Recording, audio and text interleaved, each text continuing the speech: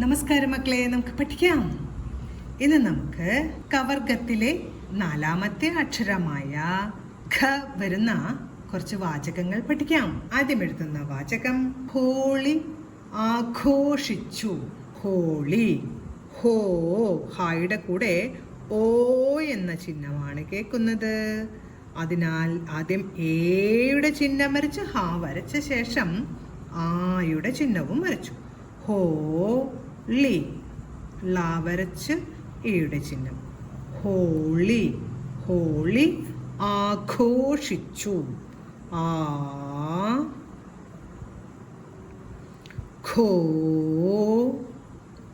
ഖായുടെ കൂടെ ഓയുടെ ശബ്ദമാണ്. ഇപ്പോൾ എയുടെ ചിഹ്നം വരച്ച് ഖ വരച്ച് ആയുടെ ചിഹ്നവും ചേർത്തു. ഇപ്പോൾ ഖോ എന്നായി. ആഘോഷി. ഷാ വരച്ച് ഈയുടെ ചിഹ്നം. ഷി ഛു. ചായുടെ കൂട്ടക്ഷരം എഴുതി ഓന്റെ ചിഹ്നം. ഛു. ഹോളി ആഘോഷിച്ചു. ഹോളി ആഘോഷിച്ചു. അടുത്ത നമുക്ക് ഘോഷയാത്ര വരാറായി എന്നെഴുതാം. ഘോഷയാത്ര. ഖോ, ഖായുടെ കൂടെ ഓയുടെ ശബ്ദമാണ്.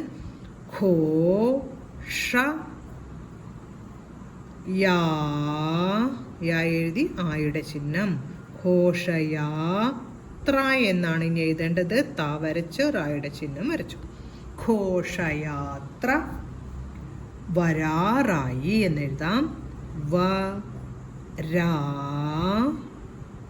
റാ യി. വരാറായി.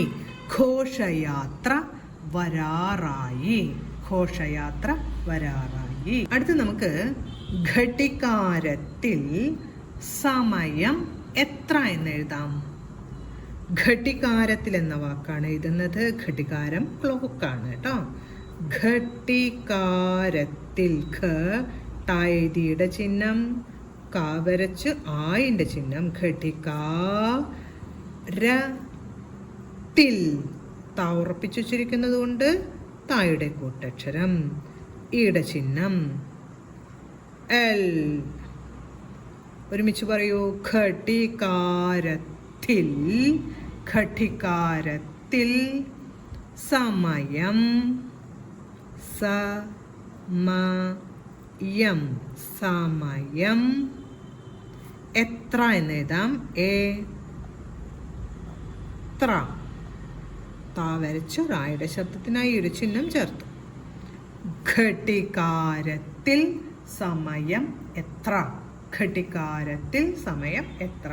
അടുത്ത് നമുക്ക് ആകാശം മേഘാവൃതമാണ് എന്നെഴുതാം. ആകാശം. ആ കാ ശം. ആകാശം മേഘാവൃതമാണെന്നാണ് കേട്ടോ എഴുതുന്നത്. മേ ഘാ വൃ. വായെഴുതി റിന്റെ ശബ്ദത്തിനായി ഒരു ചിഹ്നം. വൃ ത മാണ്. ണ്. ആകാശം മേഘാവൃതമാണ്. ആകാശം മേഘാവൃതമാണ്. അടുത്ത് നമുക്ക് ഘടം സംഗീത ഉപകരണമാണ് എന്നെഴുതാം. ഘടം. ഘടം. ഘടം സംഗീത. ഗായുടെ കൂടെ ഈയുടെ ശബ്ദമാണ്. ഈയുടെ ചിഹ്നം വരച്ചു. സംഗീത ഉപകരണമാണ്. ഉ പ ക ര ണ മാണ്. മായുടെ കൂടെ ആയുടെ ചിഹ്നം. ണ്. ഘടം സംഗീത ഉപകരണമാണ്. ഇന്ന് നമ്മൾ കവർഗത്തിലെ 4ാമത്തെ അക്ഷരമായ ഘ വരുന്നതായ വാചകങ്ങളാണ് പഠിച്ചത്. ആദ്യത്തെ വാചകം ഹോളി ആഘോഷിച്ചു. രണ്ടാമത്തത് ഘോഷയാത്ര വരാറായി. അടുത്തത് ഘടികാരത്തിൽ സമയം എത്ര. അടുത്ത വാചകം ആകാശം മേഘാവൃതമാണ്. ആകാശം മേഘാവൃതമാണ്. അവസാനത്തെ വാചകം ഘടം സംഗീത ഉപകരണമാണ്. ഘടം സംഗീത ഉപകരണമാണ്.